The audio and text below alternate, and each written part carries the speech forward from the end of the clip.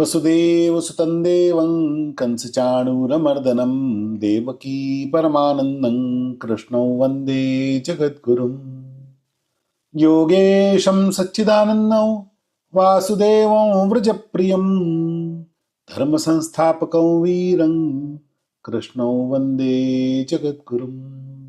श्री गुरु चरण कमलेभ्यो नमः। भगवान की अतिशय मंगलमय कृपा से हम सब लोगों का ऐसा सद्भाग्य जागृत हुआ है जो अपने इस मानव जीवन को सफल करने के लिए, सार्थक करने के लिए, इसके परमोच्च लक्ष्य को प्राप्त करने के लिए हम लोग भगवत गीता के पठन पाठन में, अध्ययन में, उसके सूत्रों को समझने में, जीवन में लाने के लिए तत्पर हो गए। पता नहीं हमारे कोई इस जन्म के पुण्य कर्म है, हमारे पूर्व जन्मों के कोई पुण्य कर्म है, हमारे पूर्वजों के कोई सुकृत हैं, या फिर किसी जन्म में किसी संत महापुरुष की कृपा दृष्टि हम पर हो गई, जिस कारण हम गीता के लिए चुन लिए गए। 7 अध्याय का विवेचन हम लोगों ने देखा, अष्टम पर हम पहुंचे।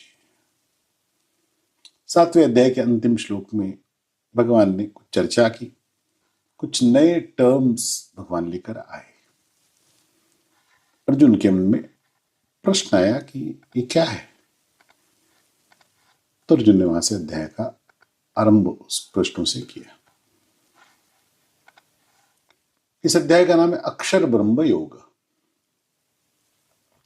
अब एक तरीके से देखा जाए तो अक्षर और ब्रह्म भी एक ही है। कैसे? 2 चीजें, एक क्षर एक अक्षर।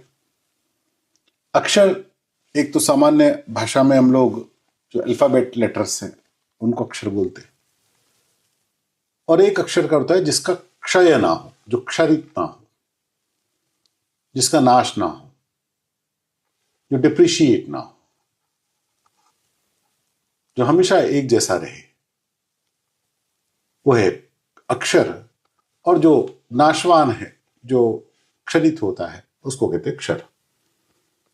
तो ये संसार क्षर और अक्षर इन 2 चीजों से मिलकर बना है।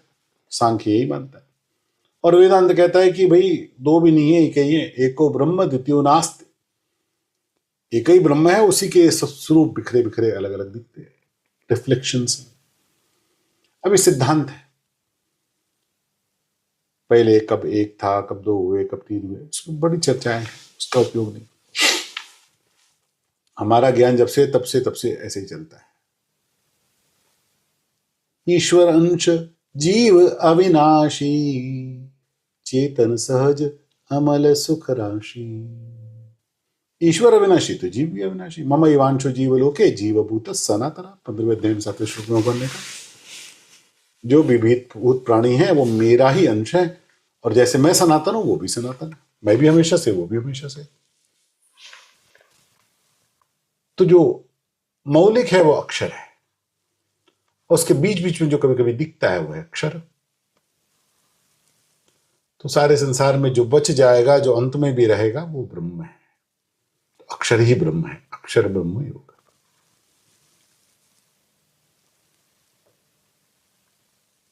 तकनीकी शब्द भगवान ने कहे, अर्जुन ने उसको पूछा। आइए अध्याय का आरंभ करते। ओम श्री परमात्मने नमः। अथाष्टमोऽध्यायः। किंतद् अर्जुन उवाच किंतद् ब्रह्म किमध्यात्मं किं कर्म पुरुषोत्तम अधिभूतं च किं प्रोक्तम अधिदैवं किमुच्यते। अर्जुन बोले, हे पुरुषोत्तम, तत् ब्रह्म किम, ये ब्रह्म क्या है? अध्यात्मम किम, अध्यात्म क्या है? कर्म किम, कर्म क्या है? अधिभूतम किम, अधिभूत किसको कहा गया है? अधिदैवम किम, अधिदैव किसको कहा जाता है? और अधियज्ञ कहा च अस्मिन, अधियज्ञ कौन है और वो इस देह में कैसे है? हे मधुसूदन, वशीभूत अंतःकरण मनुष्य के द्वारा प्रयाण काले कथम ज्ञेयोऽसि नेतात्म भी। दूसरा श्लोक आ गया, अधियज्ञ कथं कोत्र देहेऽस्मिन् मधुसूदन प्रयाण काले च कथं ज्ञेयोऽसि नेतात्म भी।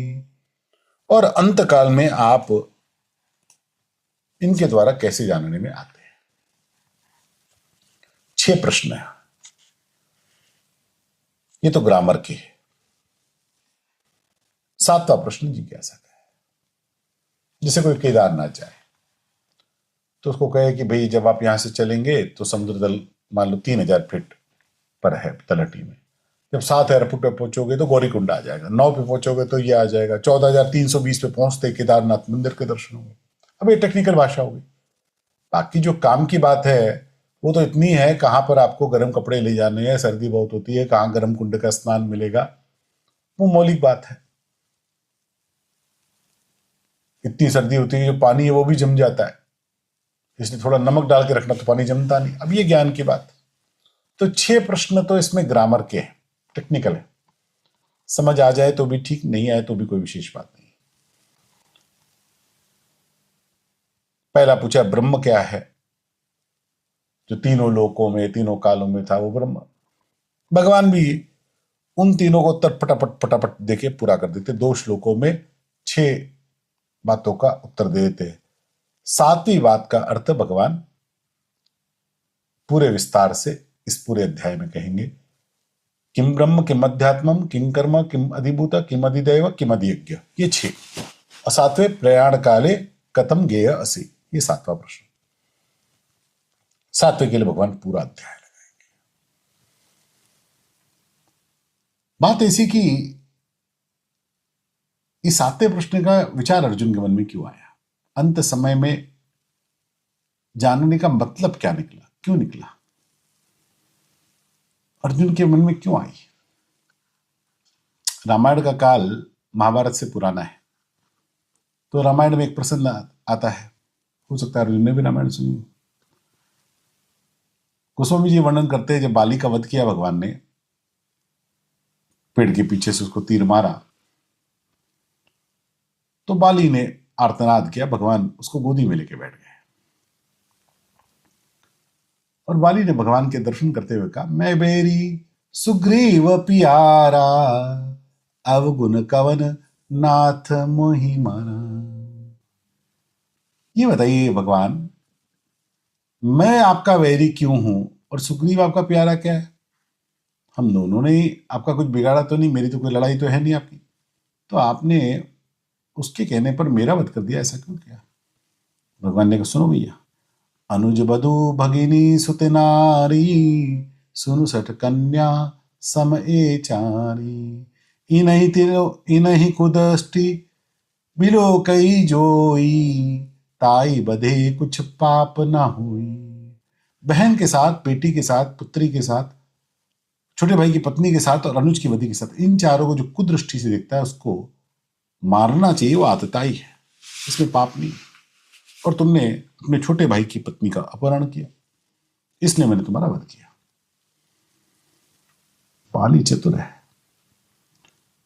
बाली ने कहा, चलिए ये तो मान लिया आपकी बात, लेकिन एक बात बतलाइए, अंत समय में जो भगवान को याद करता है उसके सब पाप नष्ट हो जाते कि नहीं हो जाते, उसको मुक्ति मिलती कि नहीं मिलती है? भगवान ने कहा, बिल्कुल ठीक है, बिल्कुल मिलती है। तो बाली ने चौपाई वहां पर, एक दोहा वहां पर कहा,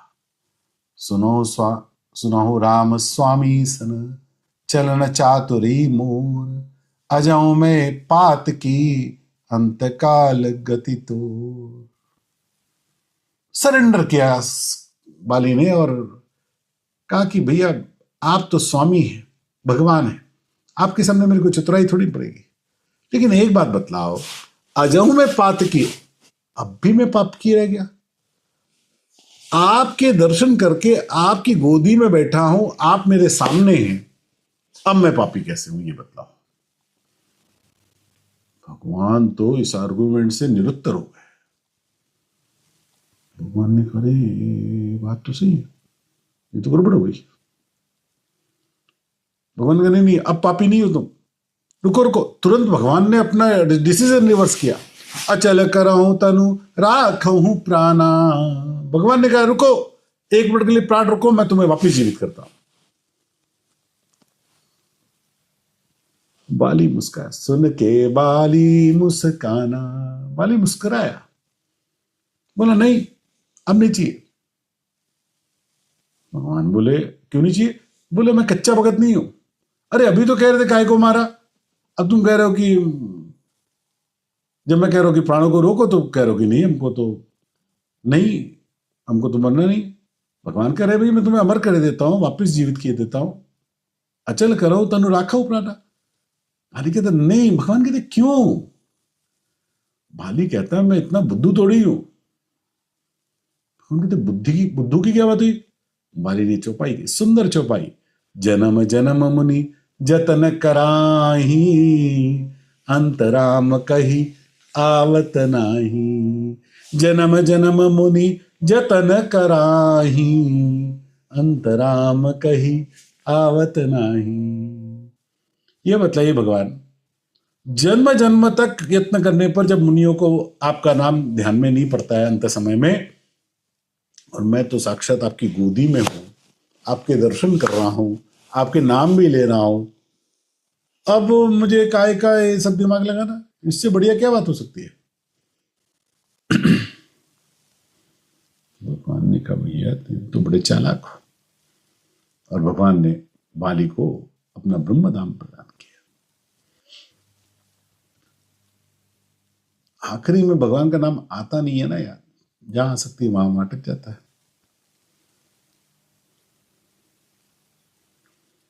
भगवान ने उत्तर दिया। श्री भगवान उवाच अक्षरम ब्रह्म परमम स्वभावोध्यात्ममुच्यते भूतभावोद्भव करो विसर्ग कर्म संगितः। भगवान बोले परम अक्षर ब्रह्म है, परा प्रकृति जीव को अध्यात्म कहते हैं, प्राणियों की सत्ता को प्रकट करने वाले को त्याग कर्म कहा जाता है। जिसमें तीनों कालों में परिवर्तन नहीं वो ब्रह्म। उत्पत्ति स्थिति विलय, ये तीन अवस्थाएं ये क्षर की होती है, और जिसमें ये तीन नहीं, ना उसकी उत्पत्ति है, ना उसकी स्थिति है, ना विलय, वो अक्षर। जो परा प्रकृति है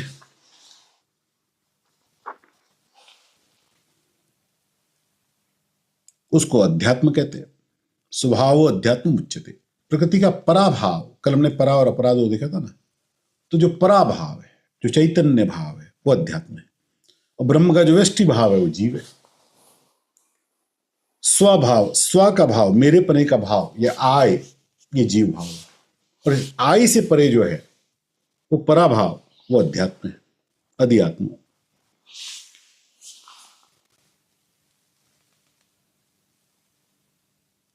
मैं कौन हूं, ये जो चर्चा है यही अध्यात्म है। फिर कर्म, भाव के त्याग से ही संसार की उत्पत्ति होती है, और व्यष्टि में भाव के त्याग से कर्म की उत्पत्ति होती है। जब मन में भाव आया वो कर्म नहीं हुआ, उस भाव का जब शरीर के द्वारा कुछ त्याग किया, यानी उस भाव को मन से बाहर निकाला और उसको कर्मों में लाया, तो कर्म बन गया। अधिभूतं क्षरो भाव पुरुषश्चादिदैवतम अधियज्ञोहमेवात्र देहि देह भृतामर। हे देहधारियों में श्रेष्ठ अर्जुन, क्षर भाव अर्थात नाशवान अधिभूत है, पुरुष अर्थात हिरण्यमय ब्रह्मा अधिदैव है, और इस देह में अंतर्यामी रूप से मैं ही अधिक हूं। अधिभूत भगवान की अपरा प्रकृति। गो गोचर जहां लग मन जाई, सो सब माया जानो भाई। गो गोचर, इंद्रिय और इंद्रियों के परे जहां तक मन जा सकता है, जहां तक तुम इमेजिनेशन भी कर सकते हो, वो सब मेरी माया है, वो अधिभूत है, वो मेरी अपरा प्रकृति है, वो सब नाशवान है। अधिदैव, सब देवताओं के स्वामी ब्रह्मा जी, और हमारी हर इंद्रिय का भी अपना अपना देवता है। आंख का देवता सूर्य है, नाक की देवता पृथ्वी है, हाथ के देवता इंद्र है, पैरों के देवता विष्णु है।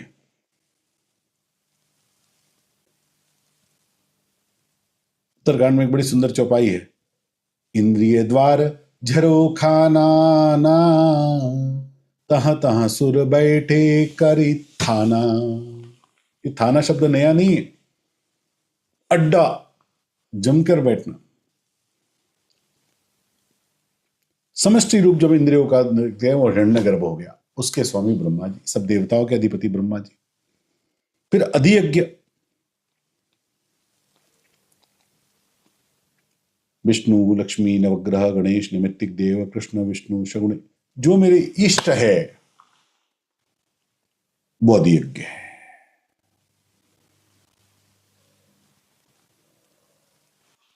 भगवान ने 6 के 6 उत्तर 2 श्लोक में दे दिए। अब भगवान बड़ा महत्वपूर्ण श्लोक कहते हैं, बड़ी काम की बात। अंतकाले च मामेव स्मरन् मुक्त्वा कलेवरम यः प्रयाति समद्भावई याति नास्तत्र संशयः।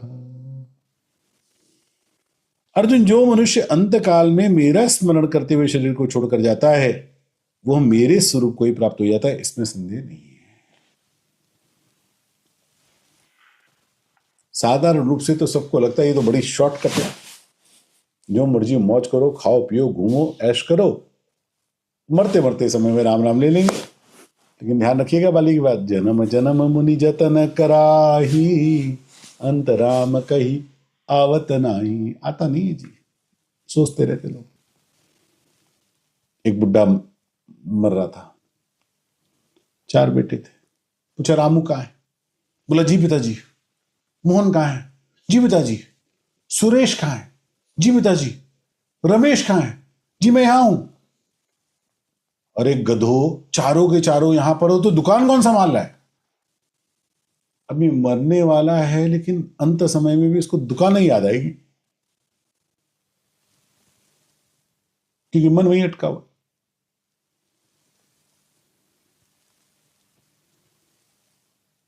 अंत समय में मन वहीं अटकेगा जहां पूरा जीवन लगाया है। उपनिषदों में एक उदाहरण है, अगर दीवार एक और झुक गई, मान लो दक्षिण की ओर झुक गई, तो आज गिरे, 10 साल बाद गिरे, 50 साल बाद गिरे, 100 साल बाद गिरे, जब गिरेगी दक्षिण में गिरेगी, उत्तर में नहीं गिर सकती। उत्तर में झुकी है तो जब गिरेगी उत्तर में गिरेगी, दक्षिण में नहीं गिर सकती।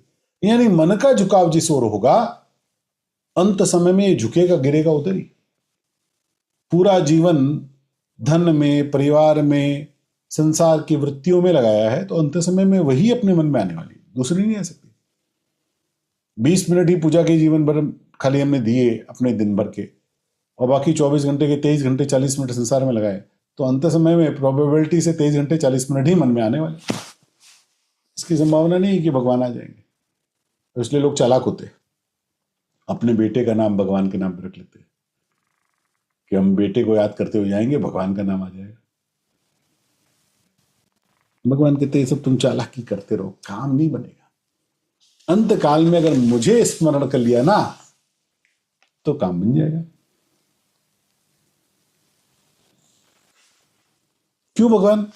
क्यों अंत काल में आपका नाम नहीं याद आ सकता, बाकी क्यों याद आएंगे? भगवान ने कहा बिल्कुल, यही यही यही वापि स्मरण भावन तजतन्ते कलेवरम तंतमेवैति कौन्तेय सदा तद्भाव भावित। हे कुंती पुत्र, मनुष्य अंतकाल में जिस जिस भाव का स्मरण करते हुए शरीर छोड़ता है वो उस अंतकाल के भाव से सदा भावित होता है, उसको ही प्राप्त होता है, अर्थात उस योनि में चला जाता है। जिस भाव से वो पूरे जीवन में व्यापित रहा है अंतकाल में भी उसी से भावित होगा, और जिस भाव से भावित हुआ उसी प्रकार अगली योनि मिल जाएगी। अब पुत्रों का, धन का, व्यापार का, स्त्री का, संसार का चिंतन करें। एक स्त्री मर रही थी, बड़ी दुखी लग रही थी, तो पति पुत्र सब सामने खड़े थे। बोले क्या बात है, इतना दुखी क्यों है? बोले बस क्या बताऊं, मन जला जा रहा है। बोले क्या बात, बता दो।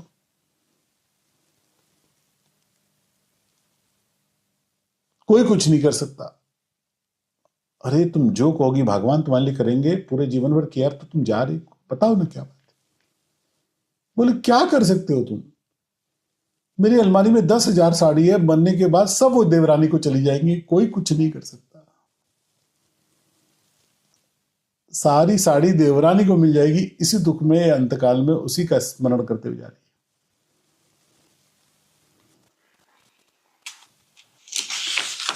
और भगवान बड़ा काम का श्लोक कहते हैं। ये 7वां श्लोक तो ना, इसको चांदी की प्लेट पे लिखवा कर उसके ऊपर सोने की पॉलिश लगवा कर घर की दीवार पर टांगना चाहिए, अपने बेडरूम में, ऑफिस में। इतना जबरदस्त श्लोक है। तस्मात् सर्वेषु कालेषु मामनुस्मरयुध्य च मयि अर्पित मनोबुद्धिर मामेवश्यत्य संशयम्। भगवान बड़ा महत्वपूर्ण सूत्र देते हैं, अद्भुत सूत्र।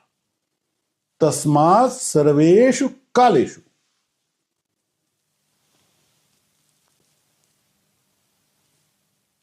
आदि ये जो पहली पंक्ति ना, तस्मात् सर्वेषु कालेषु माम स्मर्यते, ये एक ही पंक्ति बस पूरे जीवन का सूत्र बन सकती है।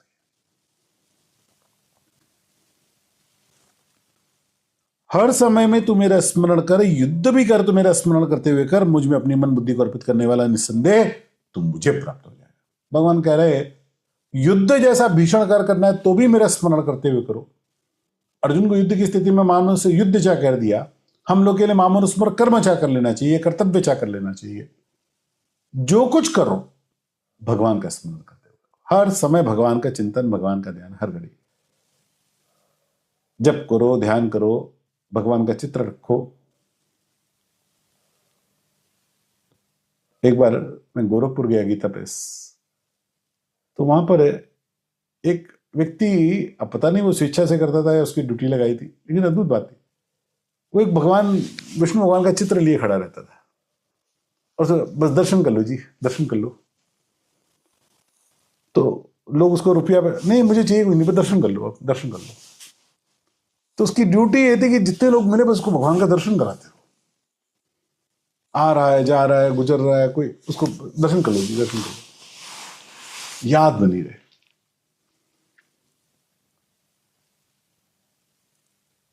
परम सिद्धि रामसुदास जी महाराज ने अद्भुत सूत्र दिया, हे मेरे नाथ मैं आपको भूलू नहीं, यही बोलते रहो, याद बनी रहे, भगवान की याद नहीं जावे। गीता पढ़ते रहो, भगवान की याद नहीं जावे। खाना बनाओ तो, ऑफिस का काम करो तो, दिन भर में जो कुछ करे भगवान का चिंतन ना छूटे। और इसलिए भगवान ने 8वें श्लोक में तो एकदम पक्का वादा ही कर दिया, अभ्यास योग युक्तेन चेतसा नानुगाम्यना चेतसा नान्यगामिना परमं पुरुषं दिव्यं याति पार्थानुचिंतयन्। हे प्रतानंदन, अभ्यास योग से युक्त अन्य का चिंतन न करने वाले चित्त से परम दिव्य पुरुष का चिंतन करता हुआ शरीर छोड़ने वाला मनुष्य उसी को प्राप्त हो जाता है। भगवान कह रहे सुनो अर्जुन, सेवा कार्य करो, गीता जी का प्रचार करो, घर के काम करो, ऑफिस का काम करो, लेकिन भगवान का भजन, भगवान का ध्यान, भगवान का जप ये मत छोड़ो, ये बराबर लगाए रखो। इसमें कोई कुताही मत करो, जरा सी भी नहीं। इसमें कुताही हुई तो गड़बड़ है। गुरु प्रदत्त अभ्यास। लोग कई बार पूछते हैं गुरु जी की क्या जरूरत है, कोई भी मंत्र जप लेते। उतना ही फर्क है कि एक बंदूक की गोली को हाथ से मारा जाए और रिवॉल्वर से मारा जाए, गोली वही है, फोर्स का अंतर आ जाएगा। गुरु से प्राप्त मंत्र रिवॉल्वर की गोली बनेगा, स्वयं से जपने वाला मंत्र। हमारे शास्त्रों में एक बड़े सुंदर इसका उदाहरण दिया, पीपल का जो बीज होता है ना, ये बड़ा अद्भुत है। आप इसको ऐसे ही बोएंगे तो कभी उगेगा नहीं, और आप देखेंगे कि दीवार पे भी, कहीं भी, अपने घर की बाउंड्री पर भी पीपल का पेड़ निकल आता है। आप उसको जमीन में पीपल का बीज बोएंगे तो उगेगा नहीं, लेकिन जब पक्षी उसको चबाता है, कौवा चबाता है, अन्य पक्षी चबाते, और पेट में उस बीज को पचा लेता है, और उसकी बीट में जब उस बीज का सार तत्व गिरता है तो वो उस बीज को अपने पेट में ऐसा पका देता है कि वो निकली हुई बीट के तत्व से दीवार पे पड़ने से दीवार पे पीपल का पेड़ निकल आता है। साधारण रूप से उस बीज को लेकर जमीन में बोएंगे तो पीपल कभी नहीं उगेगा। ये गुरु मंत्र ऐसा ही है। नन्यगामिना, घोड़े को ऐसे दो पर्दे लगाए जाते हैं, इधर उधर ना देखे तो। कबीरदास जी कहते कबीरा मन तो एक है, चाहे जहां लगा, चाहे तो हरि भजन कर, चाहे विषय कमा। मन यही है, इसको विषयों में लगाओ चाहे हरि भजन में लगा। दृष्टि इधर उधर ना हो। कल हमने देखा तैल धारावत, भगवान ने यहां नाम नहीं दिया, गुण बताया, उसको किसी भी नाम से पुकारो, उससे अंतर नहीं पड़ता। किसी भी नाम से पुकारने पर भी तत्वतः उस सर्वशक्तिमान परमात्मा का स्मरण होना चाहिए। कविम पुराणम अनुशासितारम अणोरणीयाम समनुस्मरेद्यः सर्वस्य धातारमचिन्त्य रूपम आदित्य वर्णंतम सः परस्तात्। जो सर्वज्ञ है, अनादि है, सब प्रशासन करने वाला है, सूक्ष्म से अत्यंत सूक्ष्म है, सबका धारण पोषण करने वाला, ज्ञान से अत्यंत परे, सूर्य की तरह प्रकाश स्वरूप अर्थात ज्ञान स्वरूप ऐसे अचिंत्य स्वरूप का चिंतन करता है। कवि का अर्थ है त्रिकालज्ञ। कवि का अर्थ है कविता करने वाला कवि, ये तो साधारण अर्थ है। कवि का मूल अर्थ है त्रिकालज्ञ, केवल ईश्वर। और इसलिए 10वें अध्याय में आता है कविनाभूषणा कवि शुक्राचार्य, क्योंकि त्रिकालज्ञ थे, तीनों काल देख सकते थे। पुराण यानी अनादि, अनुशासितार सबका शासक, अणो अणियाम वैशेषिक शास्त्र पूरा अणुओं पर है, जो अणु से भी सूक्ष्म है। हमारे अष्ट सिद्धि होती है ना, अणिमा गणमा लघिमा महिमा प्राप्ति प्राकाम्य वशिष्ठ ईशत्व। इसमें लघिमा छोटे से छोटा हो जाए और महिमा बड़े से बड़ा हो जाए। हनुमान जी महाराज का हमने वर्णन देखा है ना सुंदरकांड में। सर्वस्य धातारम सबका भरता, अचिंत्य रूपम,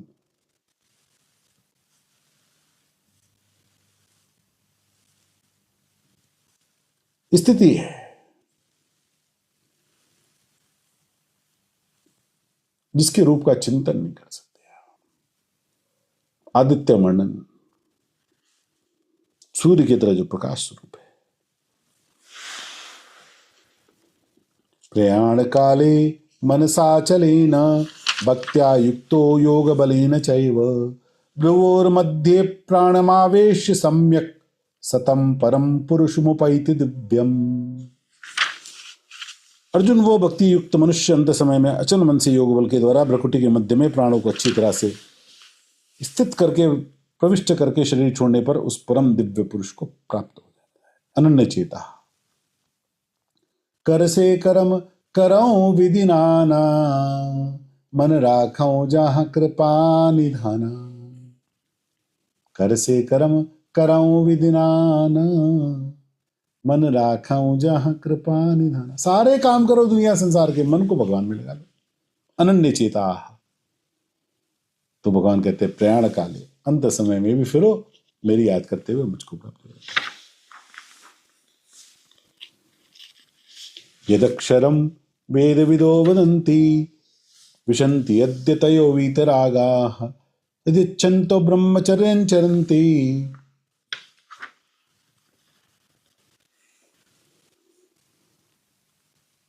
तत्ते पदम संग्रहेण प्रवक्षे। वेदवेत्ता लोग जिसको अक्षर कहते हैं, वीतराग जिसको प्राप्त करते हैं, साधक जिसकी इच्छा करते हैं, ब्रह्मचर्य का पालन करते हैं, वो पद में तेरे लिए संक्षेप से कहूंगा। सर्वद्वाराणि संयम्य मनोहृदि निरुध्य च मूर्ध्याधायात्मनः प्राणम् आस्थितो योगधारणाम् ओमित्येकाक्षरं ब्रह्म व्याहरन् मामनुस्मरन् यः प्रयाति स्तयन्देहं स याति परमांगतिम्। अनन्य चेता सततं यो मां स्मृति नित्यशा तस्याहं सुलभः पार्थ नित्ययुक्तस्य योगिनः। अर्जुन, इंद्रियों के संपूर्ण द्वारों को रोककर मन का हृदय में निरोध करके और अपने प्राणों को मस्तक में स्थापित करके योग धारणा से सम्यक प्रकार स्थित हुआ जो साधक ओम से एक अक्षर का ब्रह्म का उच्चारण करते हुआ मेरा स्मरण करता हुआ शरीर को जोड़कर जाता है वो परम गति को प्राप्त होता है। आजकल बड़ी गलत परंपराएं हो गई। अंतिम समय तक 80 वर्ष के भी, 85 वर्ष के भी अपने घर के बड़े बुजुर्गों को लोग अंतिम समय तक हॉस्पिटल में रखते हैं, वेंटिलेटर्स पे रखते हैं, 2-4 दिन और ज्यादा जी जाए इसके लिए प्रयास करते हैं। लेकिन संतों ने, शास्त्रों ने ये बात नहीं की। पता लग गया अंत समय आ गया तो अस्पताल छोड़ो, घर का भी बिस्तर छोड़ दो, जमीन में गंगा जी की रेती बिछाओ, उस पे गंगा जल छिड़को, राम राम लिखो उस गंगा जी के रेत से, उस पर लेटाओ, तुलसी जी का गमला बगल में रखें, उसमें धूप जलाए, मुख में तुलसी दल रखें, गीता जी की पुस्तक उनके वक्ष हृदय पर रखें, चतुर्भुज भगवान विष्णु का चित्र उनके सामने लगाए, सब लोग कीर्तन गाए, गीता करे, नहीं आती तो मोबाइल में बजाओ। कर्णेंद्रिय सबसे अंत तक काम करती है, मर गया उसके बाद भी 6 घंटे तक तो कर्णेंद्रिय जीवित है, इसलिए जब तक संस्कार ना हो तब तक सुनाते रहो। इसलिए अंतिम यात्रा में राम नाम सत्य है सुनाते।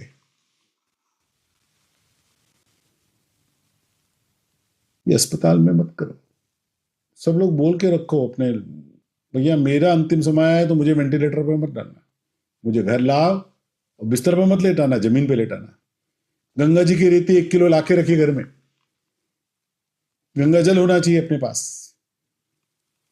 इतना तो करना स्वामी जब प्राण तन से निकले, गोविंद नाम लेकर जब प्राण तन से निकले, मेरे मुख में तुलसी दल हो, मेरा सांवरा निकट हो।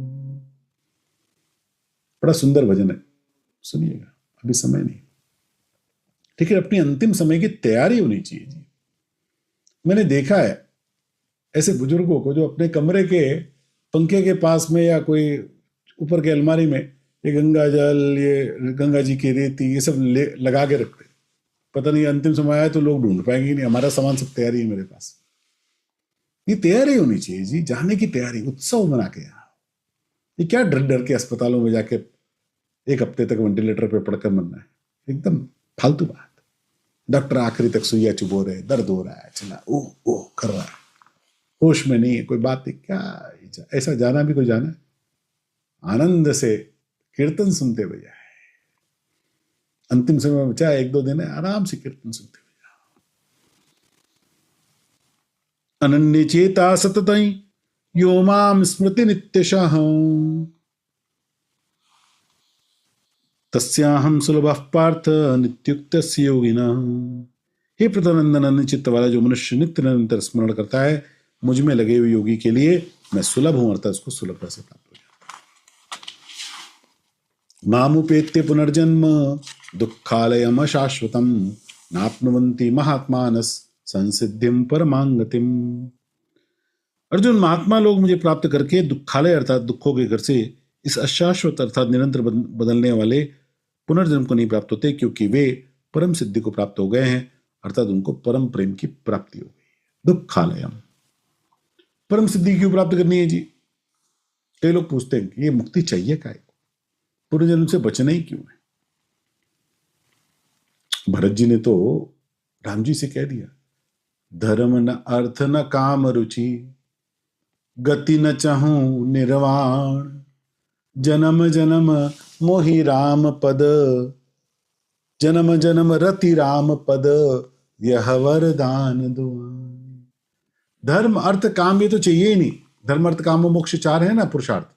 तो ब्रज जी ने कहा धर्म न अर्थ न काम रुचि, गति न चाहूं निर्वाण, मोक्ष भी नहीं चाहिए। मोक्ष, कैवल्य, निर्वाण, परम धाम, ज्ञान, भगवत प्राप्ति, आत्म साक्षात्कार, साकेतवास, बैकुंठवास, लोगोलोकवास, ये सब एक ही बात। दुःखालयम,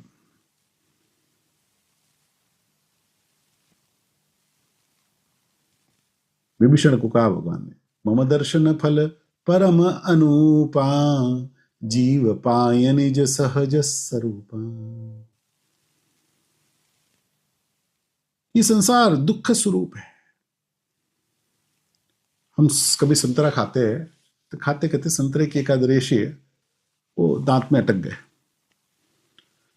अब आप उसके बाद जितने भी चाहे उत्तम पदार्थ खाते रहिएगा, लेकिन जीभ वो लगी रहेगी उस रेशे को निकालने में, जीभ वहीं जाएगी। दुख का अटकाव ऐसा ही है।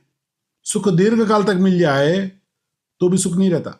जिसके घर में एसी लगा हुआ है, हो गए 5 साल 10 साल हो गए, अब एसी का सुख मिलता है क्या? लाइट चली जाए तो दुख मिलता है कि एसी नहीं चल रहा है, लेकिन उस एसी होने का सुख नहीं प्रतीत होता, मोबाइल होने का सुख नहीं प्रतीत होता, कपड़े होने का सुख नहीं प्रतीत हो रहा हमको।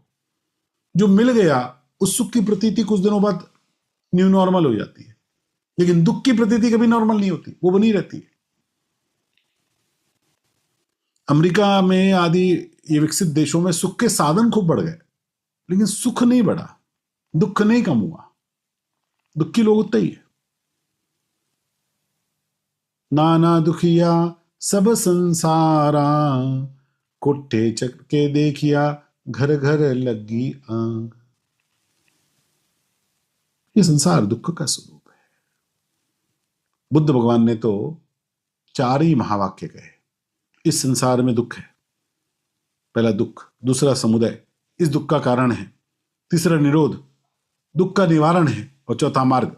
8 मार्ग दुख को दूर करने के बतलाए। सम्यक संकल्प, सम्यक वचन, सम्यक कर्म, सम्यक आजीविका, सम्यक व्यायाम, सम्यक स्मृति, सम्यक दर्शन, सम्यक समाधि। भगवान ने एक ही शब्द में कहते समत्वम योग उच्यते। कबीरदास जी ने कहा गरीबी छोटा दुख है, कर्जा दुख महान, शरीर रोग इनसे बड़ा, कलह दुख हो की खान। 4 प्रकार के रोग बताए कबीरदास जी ने। दुख, सबसे छोटा दुख गरीबी, गरीबी छोटा दुख है, कर्जा दुख महान। गरीबी होने पर भी कर्जा मत लो, कर्जा बहुत दुख देता है। जिसने ऋण ले लिया ना उसको रात को नींद अच्छी नहीं आती, इसलिए ईएमआई का जीवन कभी मत रखना। साइकिल नहीं खरीद के रहना, पुरानी स्कूटर मत खरीदना, ईएमआई पे मत खरीदना।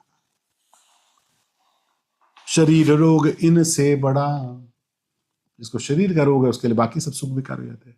और कलह दुख हो कि खाना, घर में कलह हो, परिवार में कलह हो। भगवान ने इसका निवारण कहा कि संसार के आवागमन से मुक्ति इसका उपाय भी है। आगे के सारे श्लोक भगवान ने इस दुख निवारण के लिए कहे। आइए देखिए। आ ब्रह्म भुवनान लोका पुनरावर्तिनोर्जुन, मामुपेत्य तो कौन्तेय पुनर्जन्म न विद्यते।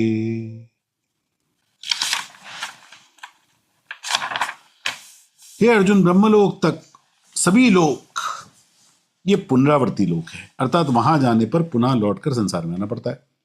परंतु एक अंत मुझे प्राप्त होने पर पुनर्जन्म नहीं होता है।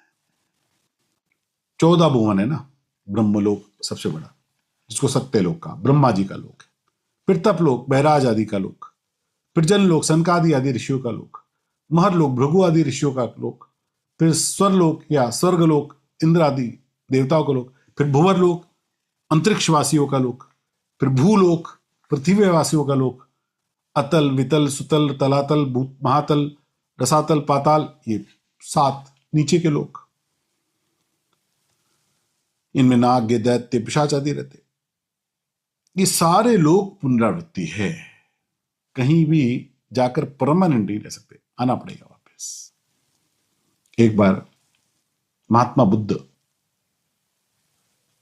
अपने मठ में बैठे, बौद्ध विहार में बैठे, और इतने में एक स्त्री बदहवास रोती जा रही, चिल्लाती जा रही, और उसके हाथ में उसके 8 वर्ष के पुत्र का शव लेकर बदहवास भागी हुई मठ में घुसी। भिक्षुओं ने रोकने का प्रयास किया, बनते चिल्लाए कहां जाती है, लेकिन स्त्री को सुनने को तैयार नहीं थी। किसी के रोकने पे रुकी नहीं, सीधे पहुंच गई जहां बुद्ध बैठे। तथागत के सामने जाकर अपने पुत्र का शव रखा। लोग पकड़ने लगे, बुद्ध ने कहा छोड़ दो। बुद्ध की ओर कातर निगाहों से देखा, झर झर झर झर आंखों से आंसू बह रहे। बुद्ध कोई उपदेश सुनने ना आई हूं मैं, तथागत मुझे कुछ उपदेश मत देना। मुझे पता है तुम बहुत उपदेश देते हो, लेकिन आज मैं उपदेश सुनने नहीं आई हूं। मेरा 8 वर्ष का इकलौता पुत्र, पति मेरे पहले स्वर्गवासी हो चुके, मेरे जीने का अंतिम सहारा है, और मुझे पता है तुम भगवान हो, तुम उसको जीवित कर सकते हो। मुझे कोई और बात नहीं सुननी, मुझे और कोई बहाना मत बताना, मुझे कोई उपदेश मत देना। मेरे पुत्र को तुम जीवित कर सकते हो, मुझे पता है। बताओ तुम कर सकते हो कि नहीं कर सकते हो? तुम भगवान हो, तुम कर सकते हो कि नहीं कर सकते हो? बार बार स्त्री बुद्ध की ओर ऐसे ही बोलने लगी। बोलते बोलते अचानक उसने जोर से बोला, बोलते क्यों नहीं? तुम कर सकते हो कि नहीं? बुद्ध ने कहा, कर सकता हूं। पूरे विहार में सन्नाटा छा गया। क्या बुद्ध आज चमत्कार करेंगे? क्या बुद्ध आज इस मृत को जीवित कर देंगे? सबको लगता था ये भगवान है, ये कर तो सकते हैं, लेकिन बुद्ध ने आज तक कोई चमत्कार किया नहीं था। तो क्या आज तथागत चमत्कार करके दिखलाएंगे? इस मृत्यु बालक को जीवित करके दिखलाएंगे? क्या होने वाला है? बुद्ध शांत भाव से बैठे, चेहरे पे स्मित मुस्कान। बोले, मां जाओ, 7 ऐसे घरों से एक एक मुट्ठी चावल लेके आओ जहां पहले कोई मरा ना हो, और मैं तुम्हारे बालक को जीवित कर दूंगा। स्त्री इतनी दुख में व्याकुल है, बुद्ध की बात का विचार नहीं किया और भागी उठ के अभी लेके आती। और जब भागती भागती भागती भागती वो गई, सब विचार करने लगे क्या होगा। आधी पौन घंटे में वो स्त्री थक कर चली आ रही। पहले आई थी तो बदहवास भागते हुए, लेकिन अब चाल ढीली थी। आंखों में आंसू थे, लेकिन बहुत सारे सूख गए थे। सूखी आंसू की धारियां उसके चेहरे पे दिखाई दे रही है। और वो स्त्री, उसके बाल बिखरे हुए, वस्त्र उलझ रहे, और निढाल गिरती हुई से धीरे धीरे कदमों से चलती हुई आ रही है। शव वहीं रखा है, तथागत वहीं बैठे हैं, सारे शिष्य भी वहां बैठे हैं कि अब क्या होने वाला है। स्त्री ने आकर बुद्ध को देखा, तथागत तुमने क्या किया मेरे साथ? ऐसा कौन सा घर मिल सकता है जिसमें कोई मरा ना हो? अरे मैं भागते हुए कितने ही घरों में पूछा, सबने मुझे कहा पागल हो क्या? ऐसा कौन सा घर मिलने वाला है जिसमें कोई मरा ना हो? सभी तो मरे हैं। कोई कल मरा है, कोई परसों मरा, किसी का 1 महीने पहले मरा, किसी का 6 महीने पहले मरा। मरते तो सबके ही हैं। तथागत ऐसा घर कहां मिल सकता है जहां कोई मरा ना हो? तथागत मुस्कुराए, यही तो कहना था मां, लेकिन तो सुनने को तैयार नहीं थी। आगमा पाइनो नित्या, जो आया है वो जाएगा, वो रुक सकता नहीं। लेकिन जो गया है वो भी हमेशा गया नहीं, वो फिर आ जाएगा। आवागमन का चक्र ये चलते रहता है। मामू पेत्ते तो कौनते पुनर्जन्म न विद्यते, लेकिन जो मेरे पास आ जाता है अर्जुन, उसका पुनर्जन्म नहीं होता। सहस्रयुग पर्यंतम अहर्यत ब्रह्मणो विदुः रात्रियुग सहस्त्रांतान तेहो रात्र विदु जना। जो मनुष्य ब्रह्मा के 1000 चतुर्युगी वाले एक दिन को और 1000 चतुर्युगी वाली एक रात्रि को जानते हैं, वे मनुष्य ब्रह्मा जी के दिन और रात्रि को जानने वाले हैं। समय की गणना अपने शास्त्रों में, अपने प्राचीन शास्त्रों में कितनी सूक्ष्म है, उससे हमारी विज्ञानता का पता लगता है। परमाणु से हम लोग आरंभ करते हैं ना, तो परमाणु, अणु और त्रिश्रेणु, ये 3 जो इकाई हैं, ये 3 इकाई ऊर्जा भी है, पदार्थ भी है, समय भी है। It is time, matter and energy, all 3। Nuclear, atom, त्रिश्रेणु का अर्थ इसमें 3 एटम्स। तो 3 अणु को मिलाकर एक त्रिश्रेणु होता है। 3 त्रिश्रेणु का एक त्रुटि बनती है, यानी 9 अणु हो गए।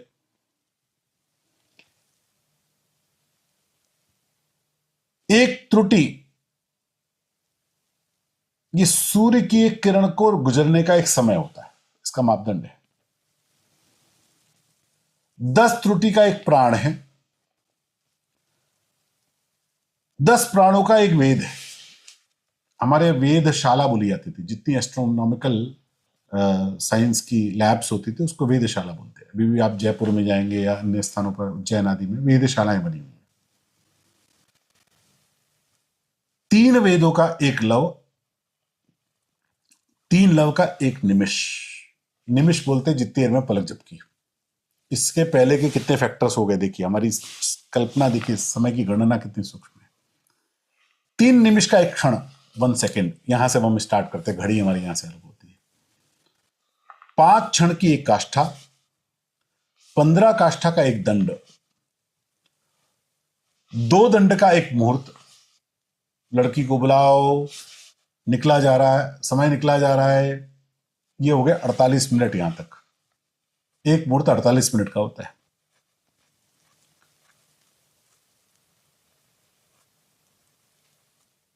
पौने 4 मुहूर्त का एक प्रहर होता है और 8 प्रहर की एक दिन रात होती है।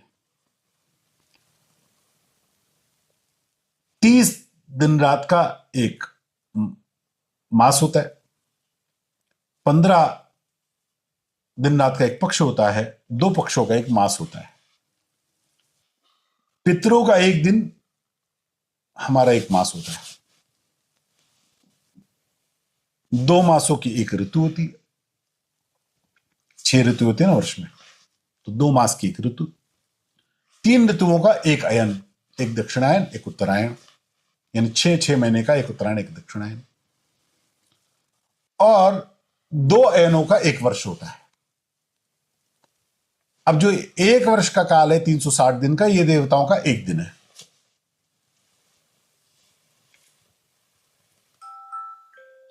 ऐसे 4,32,000 वर्ष का एक कलयुग, 8,64,000 वर्ष का एक द्वापर, 12,96,000 वर्ष का एक त्रेता, 17,28,000 वर्ष का सतयुग, ऐसे 43,20,000 वर्ष की एक चतुर्युगी होती है, जिसको एक महायुग भी कहते हैं।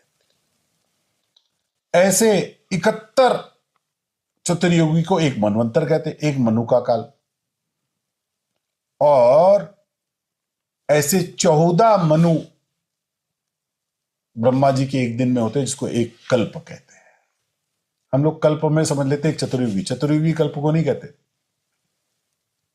43,20,000 इंटू 71 इंटू 14, इसको बोलते हैं एक कल्प। 1,000 चतुर्युगी हो जाती है। ये ब्रह्मा जी का एक दिन है। और ब्रह्मा जी का जो एक दिन है वो शिव जी के और विष्णु भगवान की एक निमिष है। अब आप कल्पना करते रह जाओ क्या है, अपने दिमाग से तो परे हो जाएगा। और इस प्रकार की ब्रह्मा जी की भी अपनी 100 वर्ष की आयु है। वो 100 वर्ष की आयु में ब्रह्मा जी अपने लोकों से ही शांत हो जाते हैं। उनके बनाए हुए सारे देवता ग्रह जितनी सृष्टि है वो सारी विलीन ब्रह्मा जी के साथ हो जाती है।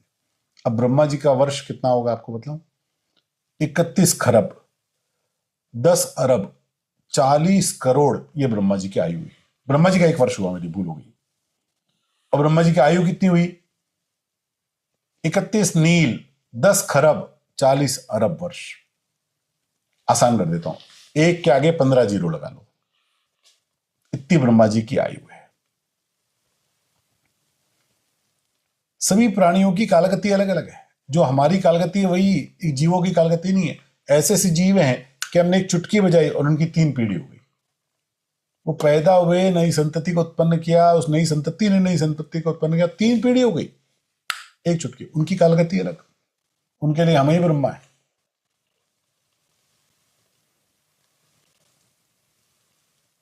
अर्जुन, अव्यक्ताद्व्यक्त सर्वास प्रव्यंत हरागमे रात्र्यागमे प्रलीयन्ते तत्रैवाव्यक्त संगके। ब्रह्मा जी के दिन के आरंभ काल में अव्यक्त ब्रह्मा जी के सूक्ष्म शरीर से संपूर्ण शरीर में पैदा होते हैं, और ब्रह्मा जी की रात्रि में आरंभ काल में उस अव्यक्त नामक ब्रह्मा के सूक्ष्म शरीर में संपूर्ण शरीर। भगवान कह रहे हैं अर्जुन, रोज ब्रह्मा जी जब सोते हैं तो उनकी सृष्टि विलीन हो जाती है, इसी को प्रलय कहा गया। और जब रोज ब्रह्मा जी जगते हैं तो फिर से सृष्टि की रचना कर देते हैं। अच्छा, आपने कभी अनुभव किया है कि नहीं काल गति सबकी अलग अलग कैसे। कभी कभी 3 घंटे बीत गए, लगता है 10 ही मिनट हुए। ऐसा अनुभव आता है कि नहीं आता है, बोलिए। और कभी ध्यान में 5 मिनट बैठे, लगता है घंटा पर तो हो गया होगा, फिर घड़ी देखी तो 5 ही मिनट हुए। ऐसा भी होता है कि नहीं होता है। कितने जीव ऐसे कि उनकी पीढ़ियां हमारे दिन में गुजर जाती। नित्य प्रलय, ये संसार हर क्षण प्रलय को प्राप्त हो रहा है। आत्यंतिक प्रलय परम सिद्धि को प्राप्त होते प्रलय चक्र से बाहर।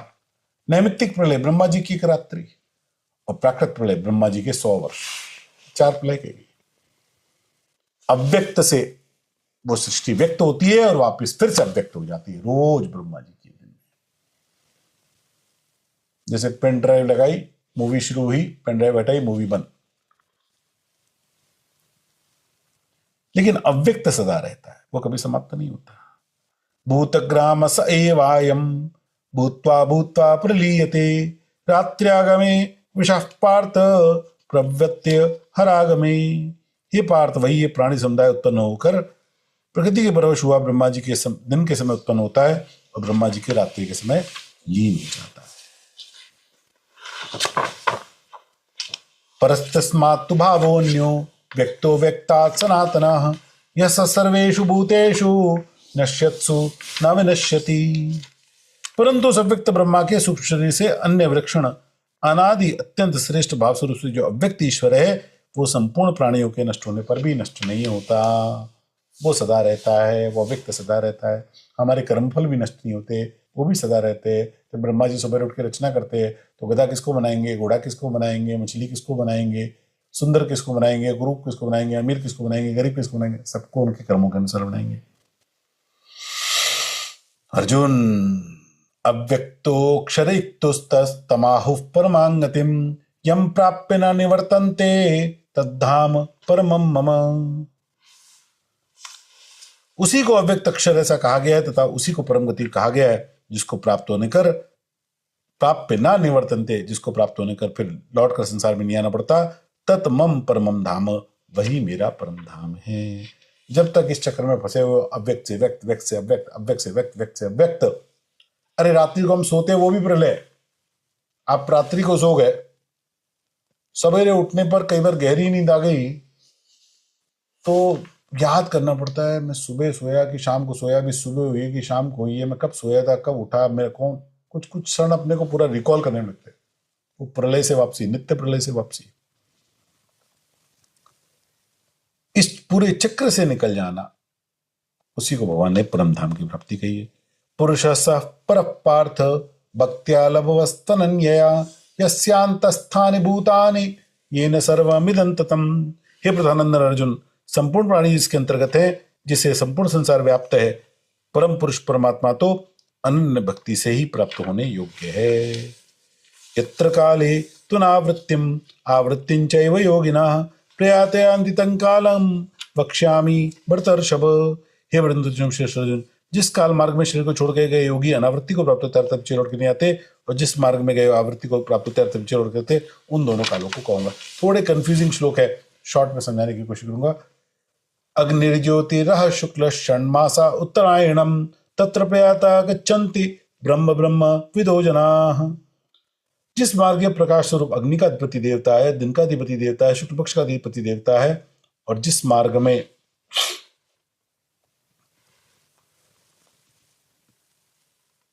6 महीनों वाले उत्तरायण का देवता है, उस मार्ग में शरीर को छोड़ के गए ब्रह्मवेत्ता पुरुष पहले ब्रह्मलोक को प्राप्त होकर पीछे ब्रह्मा जी के साथ ब्रह्म को प्राप्त हो जाते हैं। अब ये जो श्लोक है ना, इसको पढ़ने के बाद ऐसा लगता है कि जो उत्तरायण में मरेगा उसकी तो सदगति हो जाएगी, और दक्षिणायन में मरेगा वो तो बेचारा गया काम से। लेकिन भगवान के विधान में ऐसा तो नहीं हो सकता। सारे कर्मों के फल वो अपने किए हुए कृत्य के अनुसार मिलते हैं। तो ऐसा नहीं हो सकता कि हम जो कुछ भी कर्म करेंगे और उसके फल खाली मरने के समय से बदल जाएंगे, ऐसा तो नहीं संभव है। तो ये सारी बातें जो कही गई है उसको थोड़ा तत्व से समझना पड़ेगा। पहले अगला श्लोक भी देख लेते हैं, फिर दोनों बातों को समझता हूँ। धूमो रात्रि स्थितः कृष्ण षण्मासा दक्षिणायनम तत्र चांद्रम संज्योतिर योगी प्राप्य निवर्तते। जिस मार्ग में धूम का अधिपति देवता, रात्रि का अधिपति देवता, कृष्ण का अधिपति देवता और 6 महीनों वाले दक्षिणायन का अधिपति देवता है, शरीर छोड़कर उस मार्ग से गया हुआ योगी सकाम चंद्रमा की ज्योति को प्राप्त होकर फिर लौटाता है, अर्थात जन्म मरण के चक्र को प्राप्त होता है।